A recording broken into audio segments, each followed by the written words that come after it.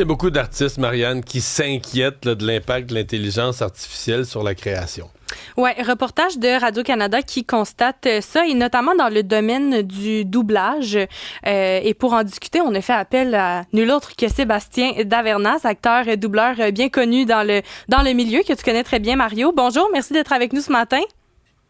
Merci beaucoup, bonjour. Merci à vous de me recevoir. Première réaction par rapport à l'implication de l'intelligence artificielle dans le monde du doublage de votre côté, ça ressemble à quoi? Ben écoutez, c'est sûr qu'on est très inquiet. Pour le moment, on n'en sent pas encore vraiment l'impact. Maintenant, il y a comme deux catégories dans le doublage, ce qu'on appelle la surimpression vocale. On parle par-dessus l'original, qu'on entend toujours c'est probablement que l'intelligence artificielle va tranquillement remplacer les voix humaines. Pour ce qui est du doublage, là, je suis peut-être bien naïf, mais je me dis, film de 2h30, mettons, ou 2h15, avec beaucoup d'émotions, est-ce que l'IA est rendue là? Pour le moment, je pense pas, mais je me dis que ce n'est qu'une question de temps. Et ça affecte le doublage, ça affecte tous les milieux. Quand on pense au Spotify, je pense qu'il y a 2 millions de chansons qui ont été créées par l'intelligence artificielle. C'est dans tous les domaines artistiques. Et le doublage au Québec a permis, par exemple, à Xavier Dolan d'apprendre son métier, de produire son premier film. Ma fille Caroline aussi, ça a été son école, Ludivine Redding et tellement d'autres.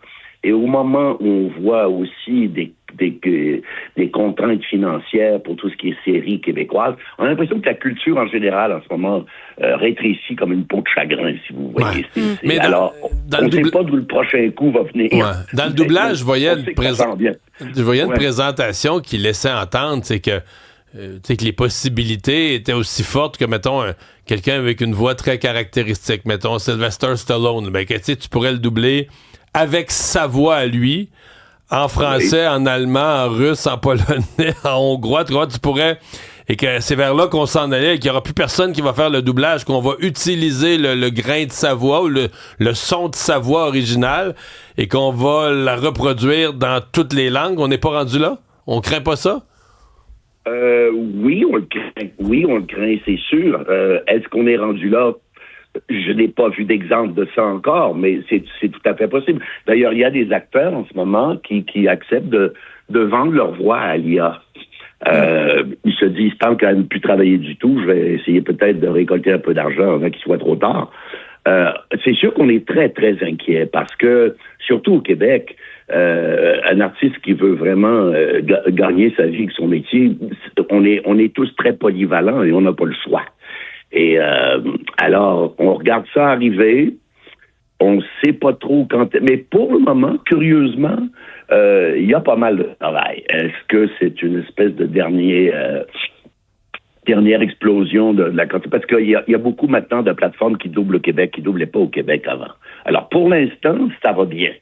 Mais ça peut nous tomber dessus demain matin, et puis on l'aura vu venir d'une certaine manière, mais on ne peut pas faire grand-chose pour empêcher ça. Vous parliez des doubleurs qui vendent leur voix à l'IA, mais du côté international, il y a Taylor Swift, il y a Matthew McConaughey qui récemment se sont tournés vers le droit des marques pour protéger l'utilisation de leur image, exactement, de leur voix contre l'IA. Est-ce qu'un jour, on va devoir s'y prendre de cette façon-là au Québec? Est-ce que le cadre légal, on protège suffisamment les acteurs et les doubleurs ici?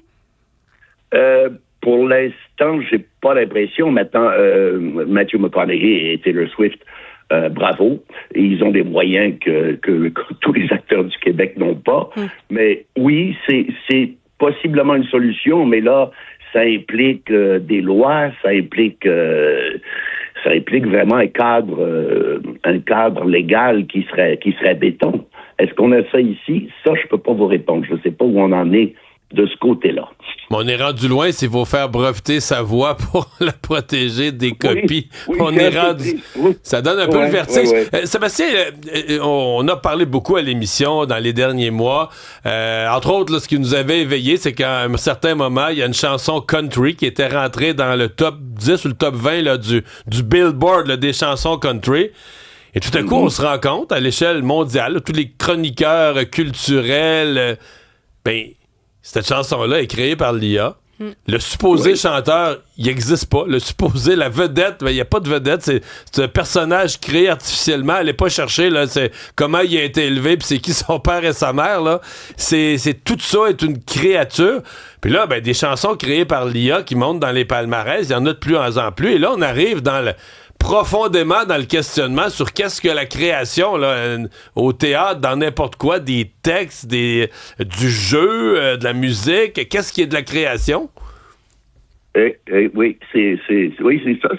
Et en ce moment, je pense qu'il y en a 2 millions sur Spotify des chansons créées par l'intelligence artificielle. Puis il y a un site qui s'appelle Suno, si ma mémoire est bonne. Vous lui donnez 2-3 indications, puis il vous pond une chanson en 10 minutes. Alors...